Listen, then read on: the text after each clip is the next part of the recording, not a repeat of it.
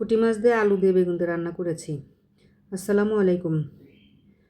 আলু বেগুন দিয়ে পুঁটি মাছ রান্না করার জন্য বেগুন আলু কেটে ধুয়ে পরিষ্কার করে চুলায় একটি কড়াই নিয়ে কড়াইতে দিয়ে দিলাম।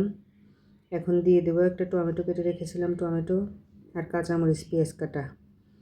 হাতে মাখিয়ে এভাবে পুঁটি মাছ কিংবা ছোটো মাছ দিয়ে আলু বেগুন দিয়ে রান্না করলে বেশ মজা হয়, তরকারি খেতেও ভালো লাগে। দিয়ে দিয়েছি পরিমাণ মতো লবণ, হলুদের গুঁড়া, ধনিয়ার গুঁড়া, মরিচের গুঁড়া, জিরা আর পেঁয়াজ বেটে রাখা, আর দিয়ে দিচ্ছি তেল।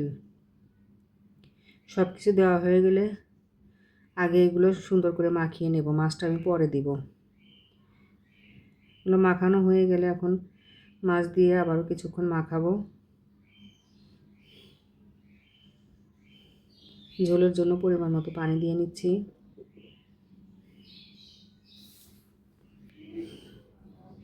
এখন ঢেকে দিয়ে চুলাটা ধরিয়ে দেব। এই তরকারিতে বেশি ঝোল রাখা যাবে না, ঝোলের পরিমাণ একটু কম রেখে তরকারিটা রান্না করতে হবে। রান্না প্রায় শেষ, এখন আমি ধনিয়া পাতা উপর দিয়ে দিচ্ছি। ছোটো মাছের সাথে ধনিয়া পাতার গন্ধটা ভালো যায়। আজকের ভিডিওটা এই পর্যন্তই। আল্লাহ হাফেজ।